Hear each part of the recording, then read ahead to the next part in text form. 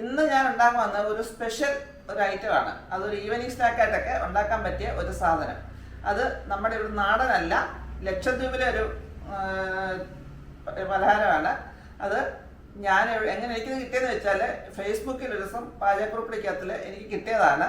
ഞാനതൊന്ന് ഉണ്ടാക്കാൻ ശ്രമിക്കുകയാണ്. വളരെ എളുപ്പത്തിൽ, വളരെ കുറഞ്ഞ ചേരുവകൾ, നമ്മുടെ വീട്ടിലുള്ള വളരെ കുറഞ്ഞ ചേരുവകളുണ്ട്, വളരെ എളുപ്പത്തിൽ ഉണ്ടാക്കാൻ പറ്റുന്നൊരു സാധനമാണത്. പക്ഷേ അത് ഉണ്ടാക്കുമ്പം വളരെ ശ്രദ്ധിക്കണം. കാരണം ഒരുപാട് ശ്രദ്ധിച്ചെങ്കിൽ മാത്രമേ നമുക്കതിൻ്റെ ശരിയായിട്ടുള്ള ഔട്ട്പുട്ട് കിട്ടത്തുള്ളൂ. അപ്പം നമ്മളത് വളരെ ശ്രദ്ധിച്ചുണ്ടാക്കുക. നിങ്ങളെല്ലാവരും വീഡിയോ ഒട്ടും മിസ്സാക്കാതെ തന്നെ കാണുക. കാര്യങ്ങളെല്ലാം ഭംഗിയായിട്ട് മനസ്സിലാക്കിയ ഉണ്ടാക്കാൻ താല്പര്യമുള്ളവർ വീഡിയോ ശരിക്കും കണ്ട് എല്ലാം മനസ്സിലാക്കിയ ശേഷം മാത്രം ഉണ്ടാക്കാൻ ശ്രമിക്കുക. ഉണ്ടാക്കി നോക്കിയിട്ട് നിങ്ങൾക്ക് ഇഷ്ടപ്പെടുന്നെങ്കിൽ നിങ്ങളുടെ ഫ്രണ്ട്സിനും ഫാമിലിക്കൊക്കെ ഒന്ന് ഷെയർ ചെയ്യാൻ ശ്രമിക്കുക. ഈ സ്നാക്കിൻ്റെ പേര് ബട്ടിളപ്പം അല്ലെങ്കിൽ ബട്ടേളപ്പം എന്നൊക്കെയാണ് അതിനകത്ത് കണ്ടത്.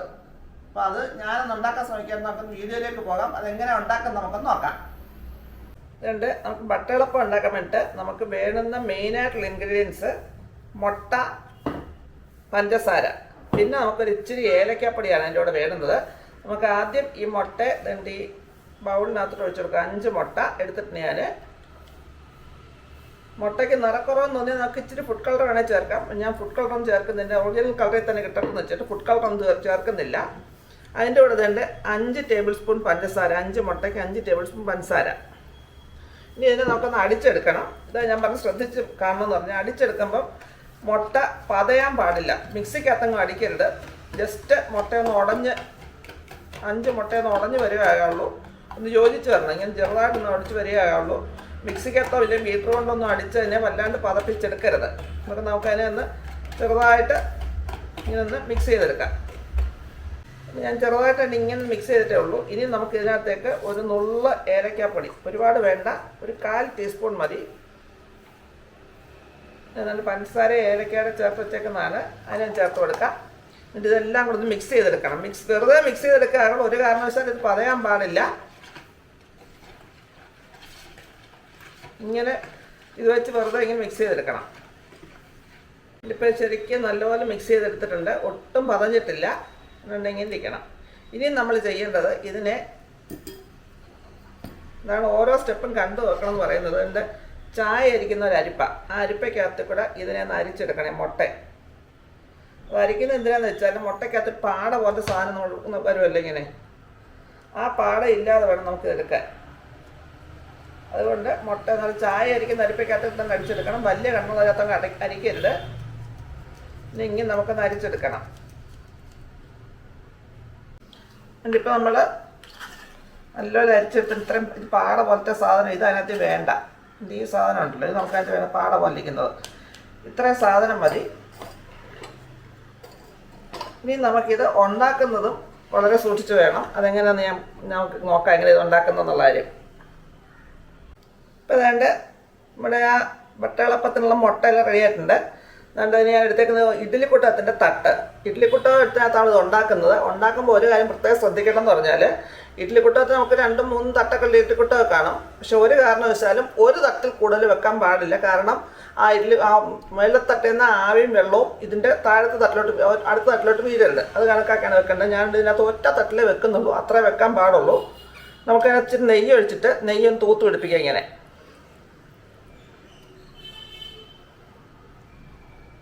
തട്ടിലെല്ലാം നെയ്യ് തൂത്ത് പിടിപ്പിച്ചിട്ടുണ്ട്. ഇനി നമുക്ക് അതിനകത്തിലേക്ക് ഈ മുട്ട അങ്ങോട്ട് ഒഴിച്ചു കൊടുക്കാം.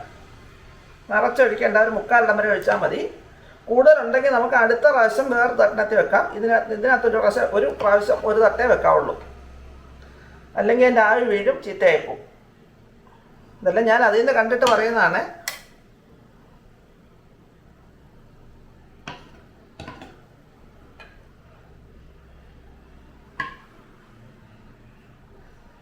നമ്മളത് തട്ടിനകത്താക്കിയിട്ടുണ്ട്. ഇനി നമുക്ക് ഇഡ്ഡലിക്കുട്ടത്തിൽ എങ്ങനെ വെക്കുന്നൊന്നും അതും പ്രത്യേകതയുണ്ട്. അതുകൊണ്ടാണ് ഈ വീഡിയോ മിസ്സാക്കാതെ കാണണമെന്ന് ഞാൻ ആദ്യമേ പറഞ്ഞത്. അതുകൊണ്ട് നമ്മളിപ്പോൾ ഇഡ്ഡലിക്കുട്ടം വെച്ച് വെള്ളം ആവശ്യത്തിന് വെച്ച്, ഒരുപാട് വെള്ളം കൂടുതൽ വേണ്ട, അതിന് വേകാനുള്ള വെള്ളം വെച്ചിട്ടുണ്ട്. വെള്ളം തിളച്ചു. ഇനി നമുക്ക് ഈ തട്ടെടുത്ത് ഇങ്ങനെ മേളിലേക്ക് വെക്കാം. ഒറ്റ തട്ടേ വെക്കാവുള്ളൂ, അല്ലെങ്കിൽ ആവി താഴോട്ട് വീണ് കഴിഞ്ഞാൽ മൊത്തം സാധനം ചീത്തയായിപ്പോവും. ഇത് അടച്ചു വെക്കുമ്പോൾ പ്രത്യേകത ഉണ്ട്, ഫുള്ളായിട്ട് അടയ്ക്കരുത്, ഇച്ചിരി തുറന്നിരിക്കണം, ഇതുപോലെ ഇച്ചിരി തുറന്നിരിക്കണം, ഇതുപോലെ. അതിൻ്റെ കാരണം എന്ന് വെച്ചാൽ ആ അടച്ചിരുന്നിട്ടുള്ള ആവി പോലും അതിനകത്ത് വീഴാൻ പാടില്ല.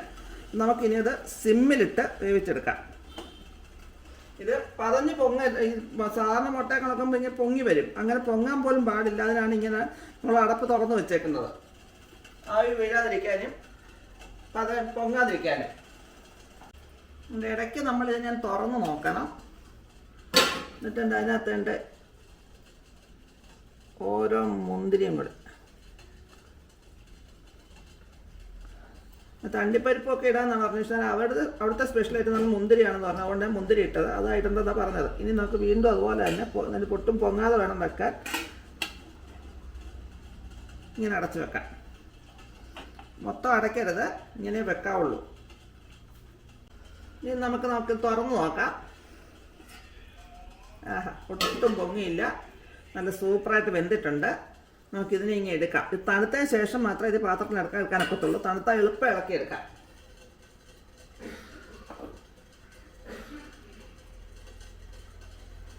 രണ്ട് ഇതോടുണ്ട്, അതോടെ ഞാൻ വെച്ച് വേവിച്ചെടുക്കുകയാണ്. അപ്പം പറഞ്ഞ കാര്യങ്ങളെല്ലാം ശ്രദ്ധിക്കണം. ഇതുണ്ടാക്കുമ്പോൾ അടച്ചു വെക്കരുതെന്നുണ്ടെങ്കിലും പ്രത്യേകം ശ്രദ്ധിക്കേണ്ട കാര്യമാണ്. ഇടയ്ക്കും തുറന്ന് നോക്കണം, ആവി വീഴാതെയും പൊങ്ങാതെയും ഒക്കെ ശ്രദ്ധിക്കണം. ഇന്നൊക്കെ മൊത്തം വെന്തതിന് ശേഷം എങ്ങനെ ഇരിക്കാൻ നോക്കാം. അപ്പോൾ അതുകൊണ്ട് നമ്മുടെ വട്ടയിളപ്പം റെഡി ആയിട്ടുണ്ട്. നമുക്കിതൊന്ന് ഇളക്കി നോക്കാം പെതുക്കെ. അത് വളരെ ഈസി ആയിട്ട് ഇളക്കിയെടുക്കാൻ ഒക്കും. അത്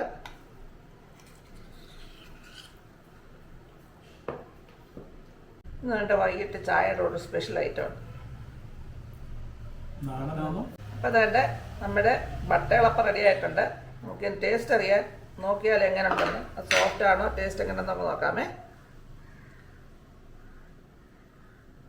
ഉണ്ട്, വളരെ സോഫ്റ്റായിട്ട് എടുക്കാൻ പറ്റുന്ന സാധനമാണ്. നമുക്കിനി ടേസ്റ്റ് നോക്കാം. നല്ല മധുരമായിരിക്കും, പഞ്ചസാര ഇട്ടതല്ലേ. സൂപ്പർ. നമുക്കിനി ചോദിച്ചോക്കട്ടെ, അങ്ങനെ ചോദിച്ച് അഭിപ്രായമൊക്കെ ഒന്ന് അറിയാം എങ്ങനെ ഇരിക്കുന്നത്. ഇന്നത്തെ ചായ സ്പെഷ്യൽ കടി എങ്ങനെ നോക്കി.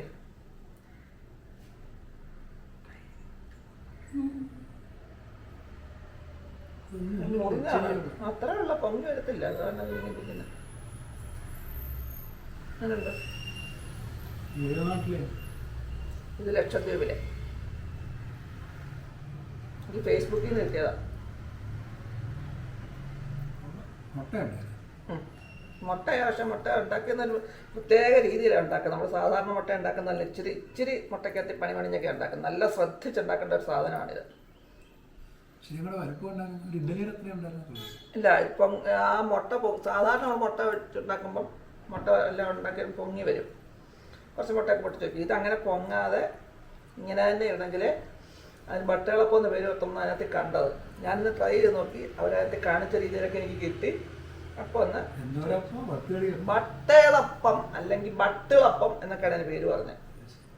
അതെന്താണെന്ന് അറിയണമെങ്കിൽ വീഡിയോ സ്കിപ്പ് ചെയ്യാതെ കണ്ടുകൊണ്ട് പോയാൽ ബാക്കി അതിനകത്ത് മനസ്സിലാക്കുന്നില്ല. ഞാൻ പറഞ്ഞിട്ടില്ല. സാധനം കൊള്ളാമല്ലോ, നല്ല മധുരമുണ്ട്. ഒരു കാര്യം, ഷുഗറുകാർ കഴിക്കരുത് കേട്ടോ. ഷുഗറുകാർക്ക് ഷുഗറുകാർക്ക് കഴിക്കാൻ പറ്റിയ സാധനമല്ല. അപ്പോൾ ഉണ്ടാക്കാം എന്നുള്ളത് ശരിയാണ്.